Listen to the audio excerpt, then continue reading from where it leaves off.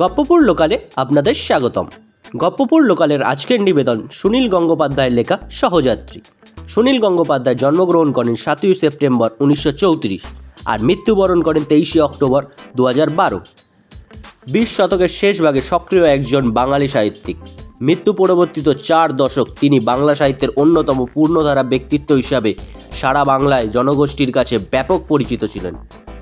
বাংলা ভাষায় এই ভারতীয় সাহিত্যিক একাধারে উপন্যাসিক, ছোট গল্পকার, সংবাদক, সাংবাদিক এবং কলামিস্ট হিসাবে অজস্র স্মরণীয় রচনা উপহার দিয়েছেন। আজকের গল্প সহযাত্রী। প্রধান চরিত্রে মনোজিৎ, সুমিত্রা, কমলিকা ও বাবুন।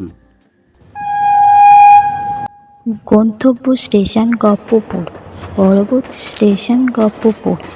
সকল যাত্রীদের উদ্দেশ্যে জানানো হচ্ছে, পুরো গল্পটি শুনে মন্তব্য এবং উৎসাহ প্রদান করার জন্য অনুরোধ করা হচ্ছে। ধূমপান ও মদ্যপান স্বাস্থ্যের পক্ষে ক্ষতিকর। ইহা কর্কট রোগের কারণ। বাথরুম থেকে ফিরে এসে কমলিকা চোখ বড় বড় করে বলল, জানো, একটা লোক বসে আছে, হাতে হ্যান্ডকাফ, পাশে দুজন পুলিশ।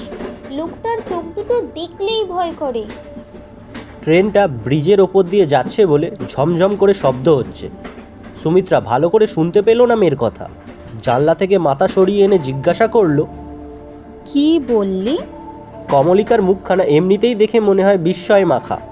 এখন ভুরু দুটো কপালের ওপরে অনেকখানি তোলা। সে বলল, একটা ডাকাত। ওপরের বাঙ্কে লম্বা হয়ে শুয়ে আছে মনোজিৎ। বুকের ওপরে একটা মোটা গোয়েন্দা বই। সারাদিন সে অর্ধেকটা পড়ে ফেলেছে। বই থেকে চোখ সরিয়ে একবার মেয়ের দিকে তাকালো। কমলিকা বানিয়ে বানিয়ে কথা বলতে ওস্তাদ। এই গল্পটি নিশ্চয়ই তার ছোট ভাইয়ের জন্য। বামুনও একটা কমিক্স পড়ছিল। সে সঙ্গে সঙ্গে বলল, ডাকাত কোথায় কোথায়? বাবুন নেমে পড়েছে। মনোজিৎ সুমিত্রার চোখে চোখ ফেলে বলল, ওকে ছেড়ে যেতে দিও না। বাবুন অতি দুরন্ত। সে যাওয়ার পথে চলন্ত ট্রেনের দরজা খুলে ফেলেছিল। তাকে সবসময় চোখে চোখে রাখতে হয়। তাদের পাশে 3 জন লোক ঝিমোচ্ছে। কয়েকজন এমনিতেই চোখ চেয়ে বসে আছে, বইও পড়ছে না, কিছুই না। তারা কেউ কমলিকার কথা শুনে কোনো রকম চাঞ্চল্য দেখালো না। বাবুন যাবেই। সুমিত্রা তার হাত চেপে ধরেছে। মা, আমি ওকে নিয়ে যাচ্ছি। আয় বাবুন। একটু বাদেই বাবুন ফিরে এসে বলল, মা, দেখবে এসো, দেখবে এসো, একটা সত্যি সত্যি ডাকাত, লাল লাল চোখ, হ্যাঁ, বড় বড় চুল। ছেলেমেয়েরা সুমিত্রাকে প্রায় ঠকায়। এখন বোধ হয় ভাই বোন যেন একসঙ্গে যুক্তি করেছে। যা। বাবুন মায়ের হাত ধরে টানাটানি করলো, তবু সুমিত্রা গেল না। বাবুন ফিরে গেল আবার। পরে স্টেশন এসে পড়লেই ওপর থেকে মনোজিৎ বলল, ওরা গেল কোথায়? ওদের ডাকো। মনোজিৎ কর্মব্যস্ত লোক। সারা বছর তাকে অফিসের কাজে প্রচণ্ড খাটতে হয়। কিন্তু সে যখন সপরিবারে বেড়াতে বেরোয়, তখন সে একেবারে আলস্যের চূড়ান্ত পর্যায়ে নিয়ে চলে যায় নিজেকে। সারাদিন সে শুয়ে শুয়ে গল্পের বই পড়ে কাটায়। এমনকি ট্রেনে জার্নির সময়ও কোনো স্টেশন থেকে ওয়াটার বলতে জল ভরতে হলেও সে স্ত্রীকে পাঠায়। যাও না, জল নিয়ে এসো। আজকাল মেয়েরা তো সব কিছুই পারে। সুমিত্রাকে যেতে হলো না। বাবুন আর কমলিকা তক্ষুনি ফিরে এলো। দুজনে খুব উত্তেজিত। ওদের কথা শুনে এখন বোঝা যাচ্ছে ব্যাপারটা বানানো নয়। মাঝখানে কোনো স্টেশন থেকে পুলিশ একজন কয়েদিকে নিয়ে ট্রেনে উঠেছে। লোকটি নিশ্চয়ই কোনো বিপজ্জনক আসামি, কেননা পুলিশেরা মাঝে মাঝে তাকে চড় মারছে। লোকটা দাঁত কিরমির করছে রাগে, তাগড়াই চেহারা। ওরা কখনো জ্যান্ত ডাকাত দেখেনি, তাই দারুণ রোমাঞ্চিত। বাবুন বেশ জোরে জোরে সব কথা বলতে শুরু করায় তার বাপ ওখান থেকে একবার বলল, আস্তে বাবুন আস্তে। একটু বাদে সুমিত্রা কমলিকাকে বলল, এই দেখিস যেন বাবুন কোথাও যায় না। আমি আসছি বাথরুম থেকে। বাথরুমে যাওয়াটা একটা অছিলা। সুমিত্রাও আর কৌতূহল চেপে রাখতে পারছে না। দরজার কাছেই দুটো বাথরুমের মাঝখানে জায়গাটা বসে আছে ওরা। দুজন পুলিশের মাঝখানে একজন লোক। হাতে তো হ্যান্ডক্রাফট আছে বটেই, পায়েও দড়ি বাঁধা। মুখটা নিচু করে আছে, তাই সুমিত্রা মুখটা ভালো করে দেখতে পেল না।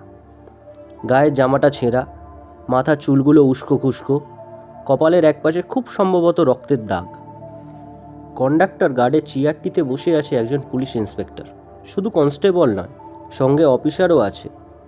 তার মানে বেশ বড় ধরনের আসামি। সুমিত্রা খুব ইচ্ছে করলো ইন্সপেক্টরটিকে জিজ্ঞাসা করে। পুলিশ আর আসামি দেখলেই ঘটনাটি জানতে ইচ্ছে করে খুব, কিন্তু চক্ষু লজ্জার খাতিরে সুমিত্রা কিছু বলতে পারল না। নিজেদের কিউবিকেলে ফিরে এসে সুমিত্রা তার স্বামীর উদ্দেশ্যে বলল, জানো, সত্যি পুলিশরা হাত পা বেঁধে একটা লোককে নিয়ে যাচ্ছে। এরকম প্রকাশ্যে প্যাসেঞ্জার কম্পার্টমেন্টে নিয়ে যায়।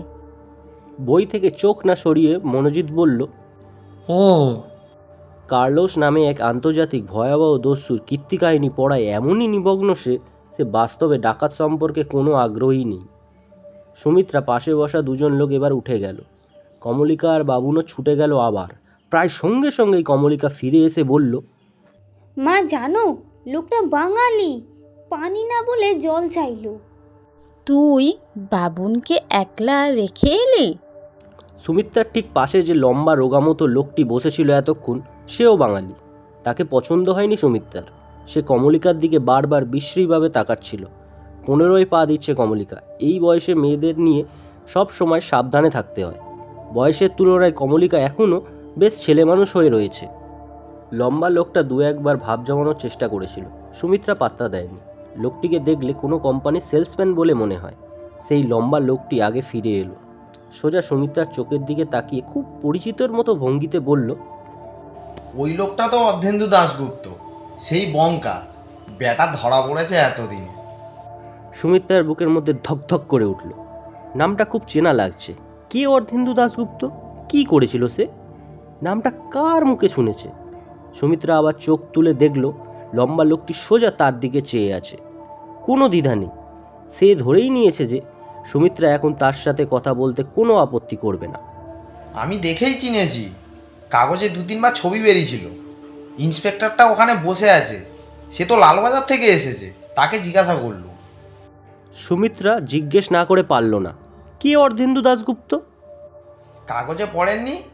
গত মাসে, না তার আগের মাসের প্রত্যেক দিনই তো বেরোতো শর্মিলা মার্ডার কেস। সঙ্গে সঙ্গে সব মনে পড়ে গেল তার। ফুলের মতো সুন্দর মেয়ে শর্মিলা, লেখাপড়াতেও খুব ভালো ছিল। মাধ্যমিকে রেজাল্ট আনতে গিয়েছিল, তারপর আর ফেরেনি। তার এক সহপাঠিনী জানিয়েছিল যে শর্মিলার দাদার বন্ধুর পরিচয় দিয়ে একজন যুবক শর্মিলাকে একটুখানি দূরে ডেকে নিয়ে যায়। তারপর একটা ট্যাক্সি হঠাৎ ওদের কাছে এসে থামে। কেউ কিছু বুঝবার আগেই কয়েকজন ট্যাক্সি থেকে নেমে শর্মিলাকে আর তার সেই দাদার বন্ধুকে ট্যাক্সিতে তুলে নিয়ে যায়। এরপর 4-5 দিন পুলিশ সারা দেশ তোলপাড় করে ফেলে শর্মিলাকে খুঁজে বের করার জন্যে। শর্মিলার বাবা একজন নামকরা ডাক্তার, মা সমাজসেবিকা। খবরের কাগজের প্রথম পৃষ্ঠায় শর্মিলার ছবি, তার মা বাবার ছবি, পাড়া প্রতিবেশীর জবানবন্দি, স্বয়ং মুখ্যমন্ত্রী পর্যন্ত শর্মিলাকে উদ্ধার করতে দেরি হবার জন্য পুলিশকে ভৎসনা দিয়ে বিবৃতি দিয়েছিলেন। 10 দিন বাদে শর্মিলার মৃতদেহ পাওয়া গিয়েছিল আসানসোলের এক পরিত্যক্ত কয়লা খনির কাছে।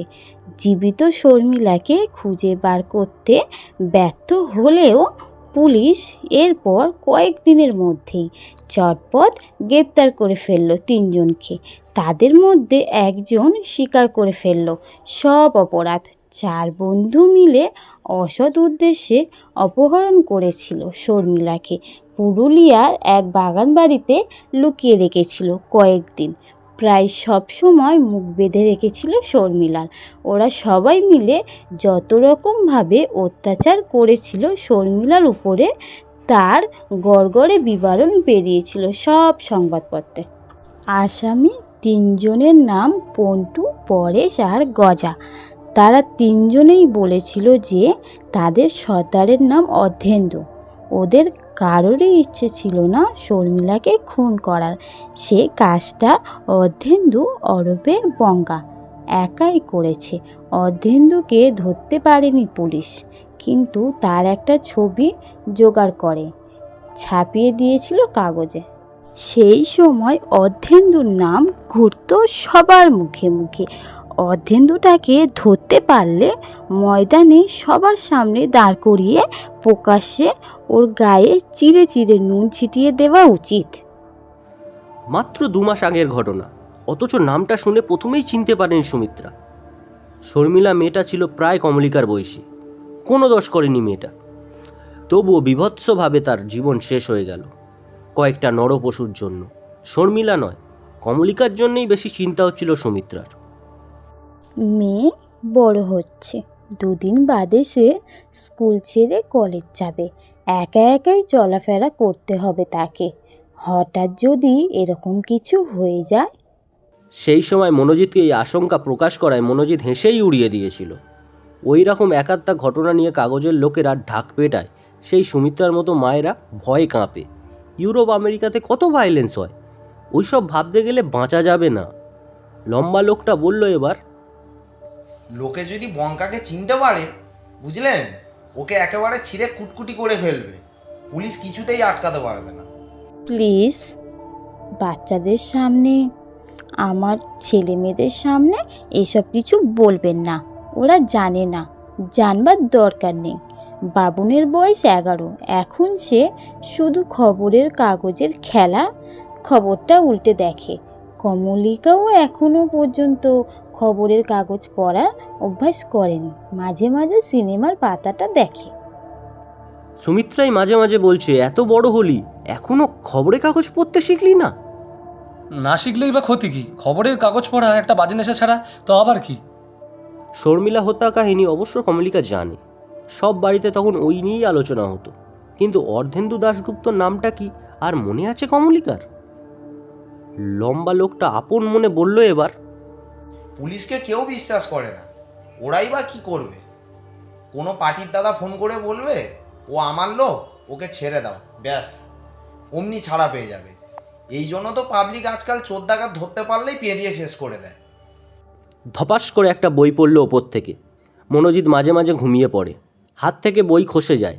সুমিত্রা বইটা তুলে দিয়ে যেতেই মনোজিৎ বলল, দাঁড়াও, আমি নামছি। সুমিত্রা খুব আলাপি নয়, অথচ একজন সহযাত্রীর সাথে গল্প চালিয়ে যাচ্ছে দেখে মনোজিৎ একটু কৌতূহলী হচ্ছে। সে এসে সুমিত্রার পাশে বসে লম্বা লোকটির চোখে চোখ ফেলে জিজ্ঞাসা করল, কি ব্যাপার? ওই বঙ্কার কথা বলছিলাম, বেটা আমাদের সাথে একই কম্পার্টমেন্টে যাচ্ছে। মনোজিৎ ধীরে সুস্থে একটা সিগারেট ধরিয়ে স্ত্রীর দিকে তাকিয়ে জিজ্ঞাসা করল, বঙ্কাকে? তোমার মনে আছে শর্মিলা নামের একটা মেয়েকে মাস 2 আগে? মনোজিৎ চট করে ব্যাপারটা ধরে ফেলল, হঠাৎ গম্ভীর হয়ে গেল। ওই বিষয়ে কোনো রকম আলোচনায় না গিয়ে সে বলল, বাবুন আর মামুন কোথায়? আমি ডেকে আনছি। মনোজিৎ লম্বা লোকটির দিকে তাকিয়ে জিজ্ঞাসা করল, আপনি কলকাতায় থাকেন? কোন লাইনে আছেন? বিজনেস না চাকরি? 2-4টি কথা বলেই মনোজিৎ বুঝে নিল লোকটির চাকরির ওজন কতখানি। মনোজিতের তুলনায় বেশ কম, কোম্পানিটাও সুবিধের নয়। সুতরাং মনোজিৎ খানিকটা ভারিঙ্কি চালে বলল, পৃথিবীর অধিকাংশ দেশেই বেবি ফুড ব্যান হয়ে যাচ্ছে। বাচ্চাদের স্বাস্থ্যের পক্ষে খুবই ক্ষতিকর। আমাদের দেশেও বেবি ফুডের বিশেষ ভবিষ্যৎ নেই। অবশ্য আপনার সেলসের অভিজ্ঞতা অন্য যে কোনো কোম্পানিতে কাজে লেগে যাবে। দাদা আপনি কোথায় আছেন? মনোজিৎ সে কথার উত্তর না দিয়ে বলল, আপনাকে একটা রিকোয়েস্ট করছি, আমার ছেলেমেয়ের সামনে ওইসব খুন জখমের কথা একদম বলবেন না। বেঁচে থাকলে ওদের অনেক কিছুই দেখতে হবে ঠিকই, কিন্তু ছেলেবেলাটা যতদূর সম্ভব নিষ্পাপ রাখা যায়। পকেট থেকে পার্স বার করে তার থেকে আবার একটা কার্ড বার করলো মনোজিৎ। সেটা তুলে দিল লোকটির হাতে। অর্থাৎ নিজের পরিচয় সে মুখে জানাতে চায় না। সৈরিন সরকার বেশ ভক্তিভরে কার্ডটা দেখছে। মনোজিৎ খানিকটা কৈফিয়ত সুরে বলল, আমি ফার্স্ট ক্লাসের ভাড়া পাই, কিন্তু ফ্যামিলি নিয়ে ট্রাভেল করার সময় আমি সেকেন্ড ক্লাস স্লিপারই পছন্দ করি। অনেক খোলামেলা থাকা যায়। সুমিত্রা ছেলে মেয়েকে নিয়ে ফিরে এলো। কমলিকা মায়ের কাছে ধমককে চুপ করে গেছে, কিন্তু বাবুন এখনও ছটপট করছে। সে এখানে আসতে চায় না। বাথরুমের পাশে অনেক কিছু ঘটছে। মনোজিৎ একটু কড়া গলায় বলল, বাবুন চুপ করে বসো। মামুন, জানো ডাকাতটা না কাঁদছিল। বাবুনের গলার আওয়াজে এমন বিস্ময় ফুটে উঠল যেরকম বিস্ময়বোধ শুধু শিশুদেরই সম্ভব। যত কমিক্স আর গল্পের বই সে পড়েছে তাতে ডাকাতের একটা ছবি তার মনের মধ্যে আঁকা হয়ে গেছে। সেই ডাকাতের চোখে জল থাকবার কথা নয়। মনোজিৎ জিজ্ঞাসা করল, বাবুন খিদে পাইনি? সামনের জংশনেই আমাদের খাবার দেবে। আহ, ডাকাতটা কাঁদছে কেন বাবা? মনোজিৎ এড়িয়ে যেতে পারল না। বাবুনের মাথায় হাত দিয়ে সে বলল, অন্যায় করলে শাস্তি পেতে হয়। ডাকাতরা তো খুব খারাপ কাজ করে, তাই পুলিশ ওদের মারে। না, পুলিশ এখন মারছে না, লোকটা এমনি কাঁদছে। এইরকম দেখো, ঠিক এইরকম হাঁটুতে মুখটা গুজে ফুপিয়ে ফুপিয়ে কাঁদছে। সুমিত্রার মুখখানা কঠোর হয়ে আছে। ছেলে মেয়েদের আনতে গিয়ে সেও দেখেছে বঙ্কার কান্না। তার একটুও মায়া দয়া হয়নি। ওটা কি একটা মানুষ না নরপিশাচ? ওর মতো মানুষকে বাঁচিয়ে রাখাটাই অন্যায়। শর্মিলার মুখটা যতবারই ভাবছে সেটা কমলিকার মুখ হয়ে যাচ্ছে। তাতে আরও শিউরে উঠছে সুমিত্রা। এই পৃথিবীর হিংস্রতা সম্পর্কে কোনো জ্ঞান হয়নি কমলিকার। সে যে একটা মেয়ে এই বোধটাই তার সবসময় থাকে না। সেই কমলিকা যদি কোনো দিন ওই রকম ছেলেদের এই রকম উল্টো পাল্টা চিন্তা করছে সুমিত্রা। মনোজিৎ বাবুনকে অন্য গল্পে ফেরাবার চেষ্টা করতে লাগলো প্রাণপণে। কমলিকা গুম হয়ে বসে আছে। অন্য সময় ওরা জানলা দিয়ে বাইরের কত দৃশ্য দেখে, সেদিকে ওদের এখন কোনো মন নেই। পরে স্টেশনে থামতেই খাবার দিয়ে গেল। কোলের ওপর প্লেটটা রেখে খেতে খেতে বাবুন মাটিতে ভাত ছড়াবেই। তাকে অনবরত সামলাতে লাগলো সুমিত্রা। কমলিকা আরেক কাণ্ড করে বসলো। শেষ দিকে তার প্লেটটাই উল্টে গেল, ঝোল লেগে গেল ফ্রকে। এক্ষুনি ধুয়ে ফেলা দরকার। কমলিকা উঠে দাঁড়াতেই সুমিত্রা বলল, ডান দিকের বাথরুমে যাবি, ওদিকটা ফাঁকা আছে। বাবুনকে উঠতেই দেয়া হলো না। ক্যাটারাররা বোতলে যে জল দিয়ে গেছে তা দিয়েই ধুয়ে দেয়া হলো তার হাত মুখ। এবার বাবুনের বিছানা করে দাও, ও শুয়ে পড়বে। কমলিকা ফিরে এলো একটু পরেই। তার মুখখানা অসম্ভব বিবর্ণ। কি হয়েছে মামুন? মা, লোকটা জল খেতে চেয়েছিল। তুই এদিকের বাথরুমে গিয়েছিলিস? তোকে বললুম যে। ডান দিকের দুটো বাথরুমই বন্ধ ছিল যে। ওদিকে খবরদার, আর যাবি না। মা, লোকটা জল খেতে চেয়েছিল। সে পুলিশের লোক বুঝবে, তার মাথা ঘামানোর দরকার নেই। পুলিশরা ওকে বাথরুম থেকে জল এনে দিয়েছিল, কিন্তু ও সেই জল খাবে না। মা, আমাদের ফ্লাক্সের তো জল আছে, ওকে একটু দিয়ে আসবো? সুমিত্রা মেয়ের দিকে তাকালো কয়েক পলক। তারপর যেন কেটে গেল অনন্ত সময়। কমলিকা কি জানে ওই লোকটা সত্যিকারের কে? শর্মিলার ঘটনা কি ওর মনে আছে? কমলিকা কি ভাবছে তার কথা? একজন মানুষ জল খেতে চেয়েছে, তাকে ও জল দিতে চায়? কমলিকা এখন এই পৃথিবীর মানুষদের চেনে না। সুমিত্রা স্বামীর দিকে তাকালো। নিঃশব্দে একটু ঘাড় নাড়ল মনোজিৎ। একটা দীর্ঘ নিঃশ্বাস ফেলে সুমিত্রা বলল, যা দিয়ে আয়। শেষ হলো আজকের নিবেদন সুনীল গঙ্গোপাধ্যায়ের লেখা সহযাত্রী। মনোজিতের চরিত্রে রণজয় রায়চৌধুরী, সুমিত্রার চরিত্রে প্রতিমা শিকারী নস্কর, কমলিকার চরিত্রে ক্যামেলিয়া, বাবুনের চরিত্রে সুমন নস্কর ও অন্যান্য চরিত্রে সুভাষিস মণ্ডল ও অভিরাজ আশিস।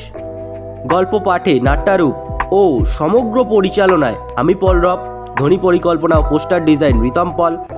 আগামী সপ্তাহে ঠিক সোমবার ভারতীয় সময় রাত্রি 9:24 এবং বাংলাদেশীয় সময় রাত্রি 9:54 আরও একটি গল্প নিয়ে হাজির হবে গপ্পপুর লোকাল।